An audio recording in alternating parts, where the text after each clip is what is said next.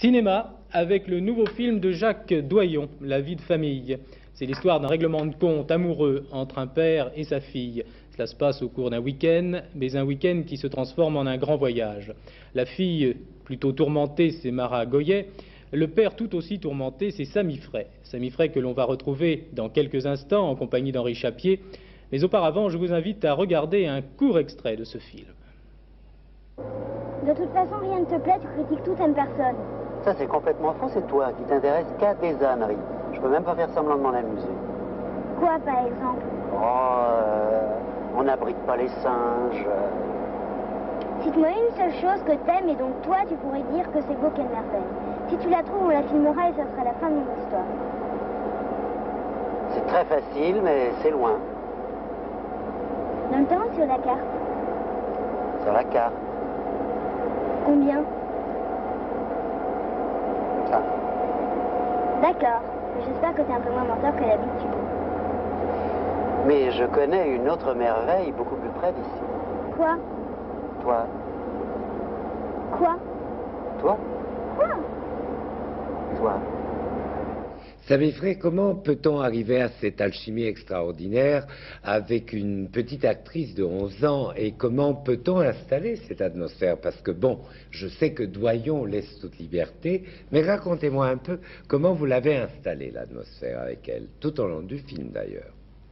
Je crois que le mérite en revient à Jacques, un talent tout à fait extraordinaire pour exploiter les qualités naturelles d'un enfant. C'est pas évident pour un enfant de tourner un film, parce que dès le premier jour, elle arrive devant la caméra, il faut se mettre à un endroit précis, il faut dire le texte, il faut retrouver sa véritable nature, et ça c'est le grand talent de Jacques, de faire retrouver à l'intérieur d'une véritable fiction la nature de la personne et l'identité de la personne, ce qu'il a détecté de la personne au moment où il l'a choisie. Au moment où il a choisi cette petite fille, elle avait une certaine nature, et on retrouve la nature de la petite fille transposée dans une histoire de fiction par Jacques. Mais il me semble qu'il a bien su choisir le papa également, et en fait, parlons aussi un peu sérieusement, si vous voulez, de votre apport, parce qu'il n'est pas question de l'effacer.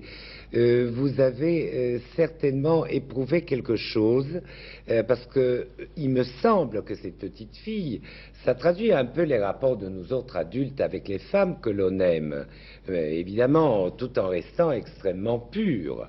Et c'est un rapport d'un type nouveau dans la société actuelle. Le rapport, l'identité du père se cherche. Alors là-dessus, je crois que vous avez quelque chose à me dire.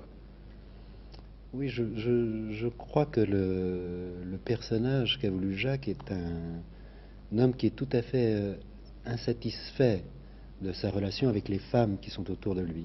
D'ailleurs, je crois qu'il se trouve tout à fait insuffisant. Il est insuffisant partout. Il est insuffisant avec son ex-femme, il est insuffisant avec sa fille qui voit que pour les week-ends, où il lui propose que des choses d'une banalité, d'un ennui colossal, style télévision, déjeuner avec la grand-mère, toutes choses sont d'un ennui formidable et dont il a conscience. Il a conscience de cette insuffisance et il veut marquer, je crois, le passage de l'enfance à l'adolescence par un rapport qui soit beaucoup plus réel entre cet enfant et lui. Et il essaie d'avoir une véritable explication, même de casser l'univers de l'enfant, de rentrer dans son univers, de la brusquer, de devenir lui-même complètement infantile, mais pour avoir une véritable explication pour partir, je vais probablement arriver à le dire, sur de nouvelles bases avec elle, pour que son adolescence soit quelque chose de plus net, de plus exact dans le rapport qu'elle peut avoir avec son père. Alors justement, l'apothéose, c'est la scène de Madrid dans l'hôtel. C'est pratiquement très délicat, ça.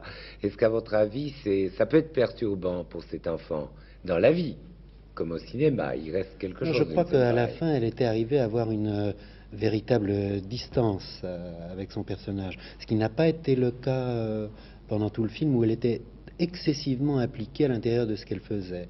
Et si elle n'avait pas le goût de faire quelque chose, elle ne le faisait pas. On a changé, enfin Jacques et le scénariste qui est Jean-François Goyet, son père, et moi-même qui suis intervenu un petit peu à certains moments, avons changé beaucoup de choses dans le scénario et c'est mieux. L'action s'est beaucoup plus concentrée autour des deux personnages, autour de leurs problèmes.